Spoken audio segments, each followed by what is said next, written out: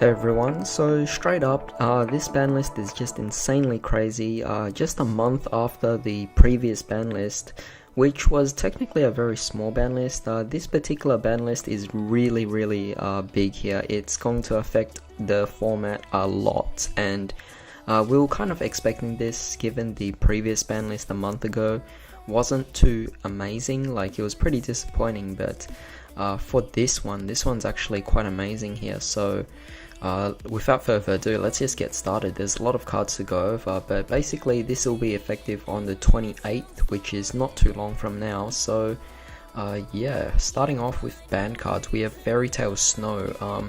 This card kind of expected here. Thunder Dragons have been just doing so well with Fairy Tail Snow, and I think it was time that Fairy Tail Snow needed to be hit. Unfortunately, since I play Metaphys, it's a shame to see that Snow is now gone. Moving on, we have Grinder Golem. This card it had it coming. I mean, we all expected it. It was limited, and honestly, we were all expecting it to be banned in the previous 2 lists or something like that. But the fact that it's now banned, I mean, there's nothing else to say about it other than we were already expecting that. Now, next on, we have Topologic Gumbler Dragon. So just like Firewall Dragon, Gumbler Dragon is now banned as well, so it's kind of showing that Cyverse cards are actually really good here.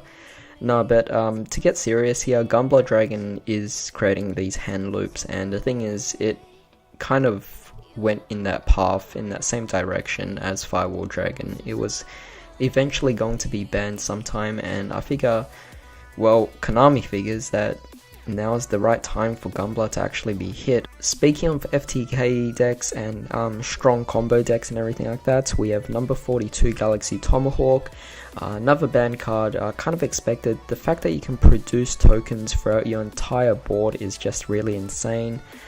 So there's not much to say about it. Allowing you to link summon with so much material with very little resources, Galaxy Tomahawk was bound to be banned at some point. So moving on, we have number 86 Heroic Champion, Ron Gominade. Didn't expect this card to actually be that good to be banned so soon, but I did know that they were actually broken in many different warrior decks. You know, I had a particular friend who actually plays 6 Samurais, and he just brought this card out with so much ease, and I just really couldn't do anything against him. So glad to see this card go. I'm pretty sure everyone else is also happy about it as well. Soul Charge. This card was really unexpected here. I did not expect Soul Charge to get hit, but I believe a lot of people are actually really happy about this, considering the fact that life points aren't that big of a deal anymore. It's merely just a big resource, and as long as it's not at 0, then it's fine. But basically with Soul Charge, you just got technically a potential +5, which is definitely very strong. So seeing Soul Charge get hit, I guess it goes to show how much the game has actually changed. That's pretty much it for the ban cards, which is actually quite a lot being hit. I mean, it's going to be pretty impactful here. It's limiting a lot of these stronger decks. But moving on to limited, we have Chaos Emperor Dragon. At first I thought this was pretty insane, but considering the card already has an errata, I guess everyone who wants it back can be happy about it. So not much to say there. I don't think it will affect too much of the meta at all. Cyberstein, this card coming back, I mean, it's not as amazing as it once was, so again, there's not much to really say about it. But moving on, we have Dark Grepher here. Dark Grepher kind of has the same case with Armageddon Knight. It was bound to get hit at some point, but you know, if you're gonna hit Dark Grepher, I mean, you could also hit Armageddon Knight. I mean, Armageddon Knight right now is at 1, of course. It was hit in the last ban list, but you could actually ban it. I mean, although I do play Armageddon Knight still, I think you could actually ban the card. Yeah, but it will definitely slow down a lot of these bigger OTK decks, FTK decks. Moving on, we have Shrit, Strategist of the Necros. This card coming back to 1 again. I am very happy about this. Obviously coming back at 3 might be a little too broken. But coming back at 1, I don't think it's going to be a big deal. I guess it's the whole testing the waters thing here, but I'm definitely happy about this card coming back at 1. Definitely going to rebuild my Necros deck, and together I play them with the incantation, so it's going to be really fun to see how Necros actually performs here. Moving on, we also have Yugioh Construct. This card was definitely something that I already predicted in the previous list. I kind of like made an argument that Construct didn't have to be on the ban list. I could come back, and you know, they didn't have to bring it back at 3. They could just bring it back at 1 to test the waters. Kind of the similar situation to Cosmo Dark Destroyer, and seeing it back to 1, I am definitely really happy about this. And if things go well and Shadows don't do too much damage, then we could probably see Construct come to 2 and eventually to 3 again. So that'll be pretty cool, but definitely got to be careful here, because Shadows might be able to have a hybrid with Thunder Dragons, and I definitely do not want to see that. Thunder Dragons is still a very strong deck, despite the fact that they got a few hits or a few weakenings of it. So moving on, we have Brilliant Fusion going back to 1. From 3 to 1 makes sense. I mean, the card was definitely really good. I do feel bad for people who play World Chalice. It's pretty much a staple at 3, but it does set you up for so many combos here, and most of the time you're going for Seraphonite, so you're going to be sending a Light Monster, and with Thunder Dragons, again, it's another card that you're trying to just stop those, and also preventing you with the whole FTK decks and everything, so you're just losing a bit of consistency there, but it's still a playable card. Next we have Gold Sarcophagus. Sad to see this card's down to 1, but again, more hits for Thunder Dragons. It seems like Thunder Dragons really just had a short run, but it's not like the deck is completely dead or anything. It's more so it's already starting to become a problem after just coming out for one particular set, and seeing that, it's kind of crazy actually, seeing the impact that Thunder Dragon's actually having towards the format, the meta. But Gold Sarcophagus, I played 3 of these in my Metaphys deck, and unfortunately now it's at 1. I'm very sad about that, but you know, what can you really do about it? I might put a final updated deck profile for my Metaphys deck, and perhaps put that deck away to play something else, because having Snow and Gold Sarcophagus hit, I don't know, with Metaphys, it's kind of unfortunate there. We also have Magical Mid-Breaker Field. This card was definitely a really interesting card to be hit. For a certain point here, at least where I am in Melbourne, the community has been buying out this particular field spell for a while now, and you know, I figured this card was a big deal and it would eventually be hit by the ban list, so seeing it be hit now, it's something I expect and don't expect at the same time, but it's not too big of a deal here. Hitting it to 1 just breaks the consistency of the card, but overall it doesn't completely kill it. Moving on, we have Scapegoat. This card makes sense. I mean, it was bound to get hit sooner or later. It was at 3, went to 2, I was like, what was the point of actually hitting it to 2 from 3? I mean, you're not really decreasing the consistency that much at all. Scapegoat was a card that just allowed for easy FTKs, allowed you to stall for time and everything like that.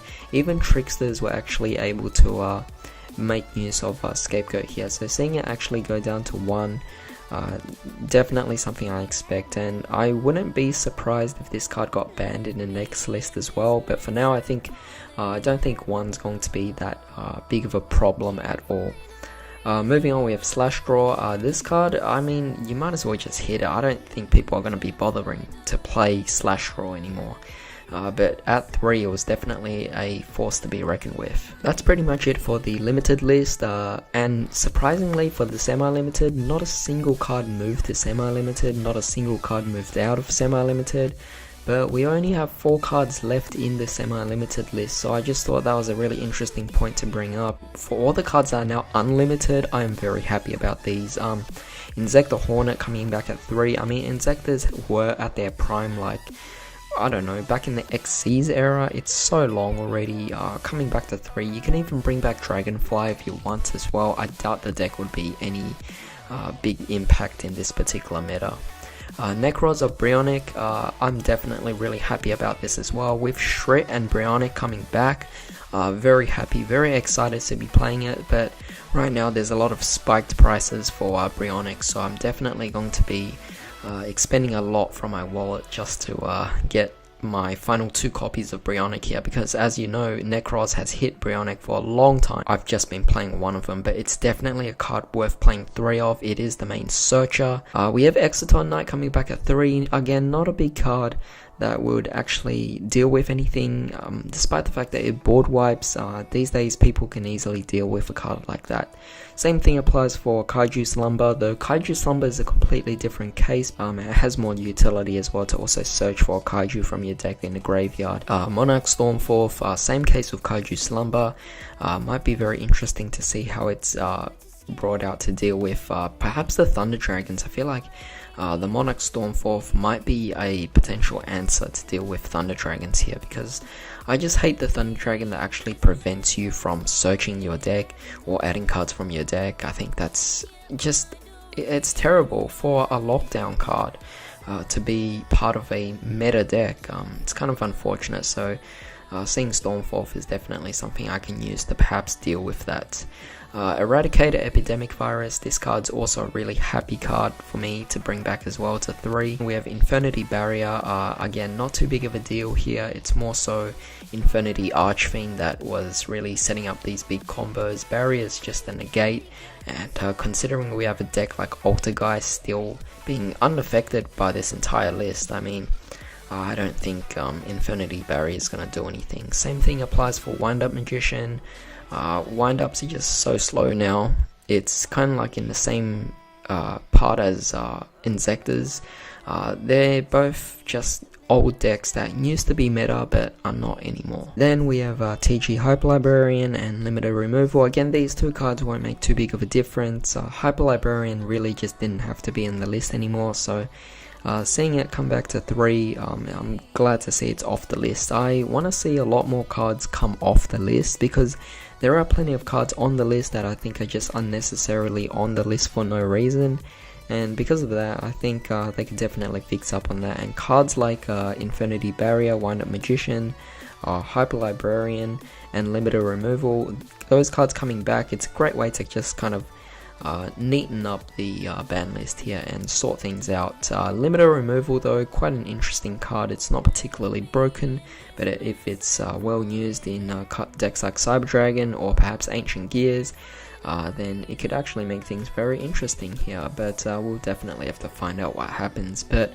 overall, this ban list was definitely one of the most impressive ban lists I've ever seen for a while now, and I think everyone's actually quite happy about this. It's going to make quite a few changes to the meta, not necessarily big and major changes. I think if a list actually ever does that and causes a big shift, I think it will be difficult for people to actually handle here. I think if you hit a deck slowly and slowly throughout the course of 2 or 3 ban lists throughout the year, then I think that's a great way to transition into the next meta or the next format.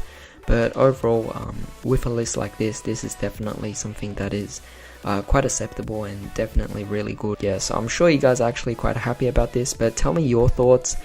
Tell me anything you might think about these particular cards, how they might affect the formats. It seems like this video is going on pretty long already. Just so many cards that we just had to talk about, and you know, it's just really interesting. We didn't even get to talk about the different cards that could actually come off the ban list, but could make a new prediction list for the next format. But of course the next list is expected to be sometime in April, so that's another 3 months, so it's going to be a very interesting format. Hope you guys enjoyed this video and hope you guys have a great day. I'll see you next time.